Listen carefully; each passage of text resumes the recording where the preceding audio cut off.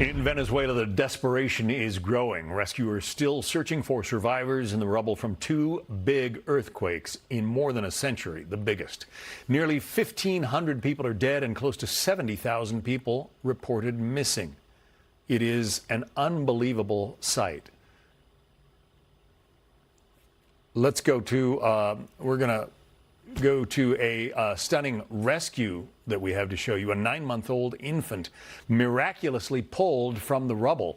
The baby's mother was saved as well. On that mission was a Heroes for Humanity volunteer. They help save lives from around the world. The founder of that organization, Dennis Price, joins us now. Dennis, it's amazing that anybody could have survived the collapse of that building, but a little baby and the baby's mother? Tell us how that happened. Yeah, thank you so much for having me on.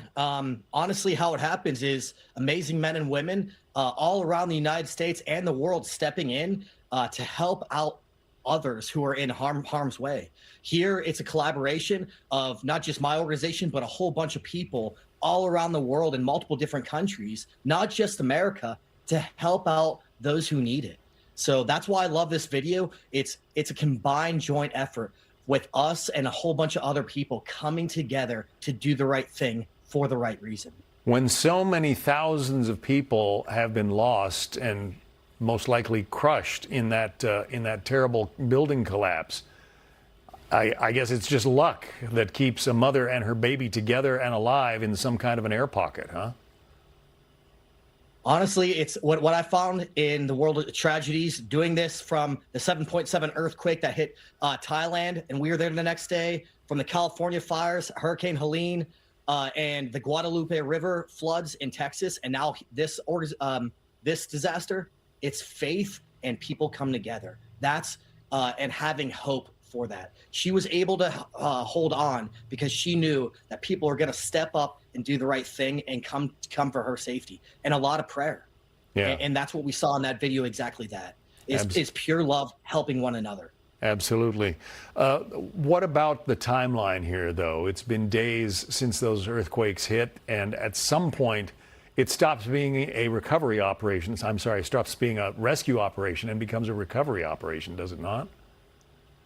No, exactly what you just said. We've been doing tragedies for years now, and this part of the operation, typically we've seen it goes from search and rescue with dogs, technology, signals, and different screams, to the sad part, which we're having now, is 3+ days where the people aren't able to hold on, and you're having to start going in due to smell, rigor mortis, death, and these are things that I think the American people and society brush over.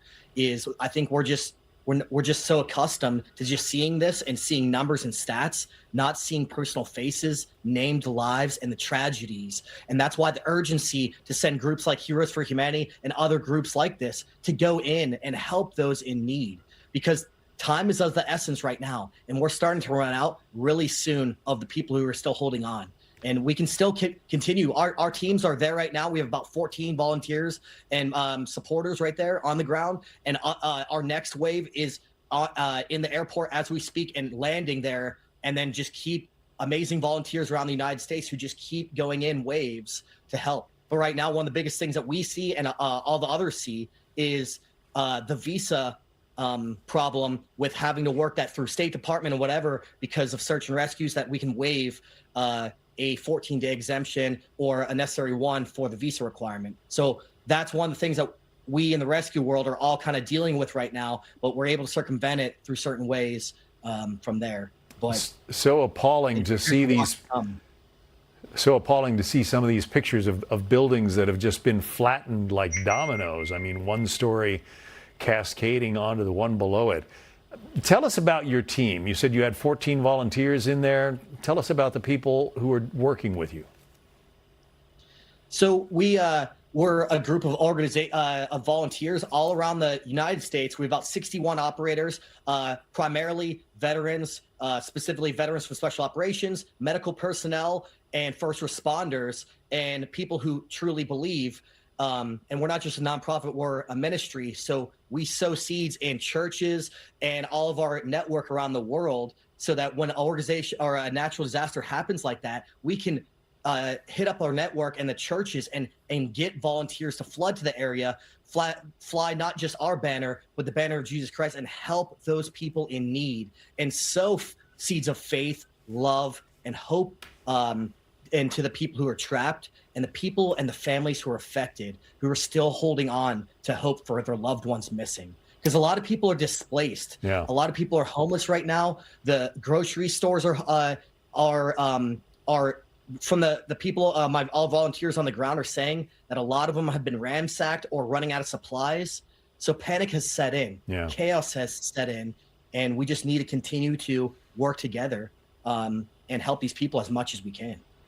Dennis Price, thank you very much. God bless. Thank you so much, and thanks for having me on. You bet. Let's go back to our Nate Foy. He's got the latest on the ground live from the capital of Caracas, Venezuela. Nate. Hey, John. So as your guest was just explaining, time is of the essence right now. We're on the 4th day of this disaster. So the rescue crews are digging through the rubble, trying to find anyone who may still be alive and has had the structure collapse on them.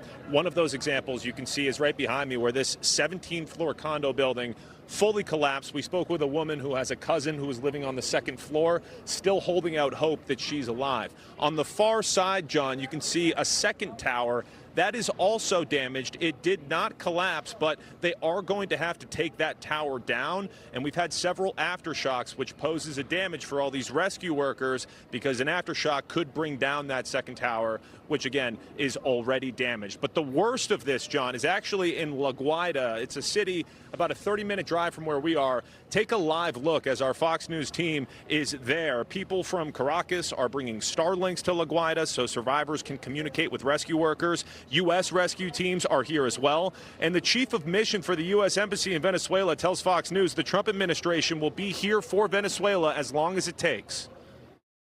I think when you see it from home on TV and the pictures doesn't do it justice. There are very large residential buildings that have been absolutely toppled, and communities have been devastated. But again, this response from President Trump has been absolutely massive. And that response from the Trump administration led to the rescue of an infant from the rubble. You see that here. American teams found the baby, and they also found the baby's mother as they removed her from a collapsed structure on a stretcher. Now, the hope is that more of those rescues will happen, John, but obviously, as we said, time is of the essence. Our team in La Guaira actually saw a body pulled from the rubble about an hour ago. The death toll over 1,400 right now.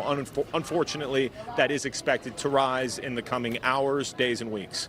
We'll send it back to you, John. Yeah, and stunning numbers of missing people. Nearly 70,000 reported missing, right, Nate?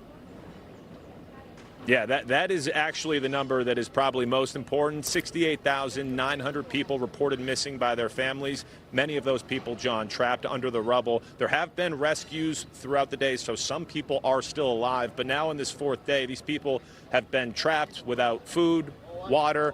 The air is very toxic here. The air quality is terrible. So it's really, really difficult conditions. Here where we are, John, we did see an animal rescue earlier today, but we have not seen any survivors pulled from the wreckage behind me. Nate Foy. Nate, thank you. Be sure to like and subscribe for all the Fox News latest on YouTube, and catch full shows streaming now on Fox One.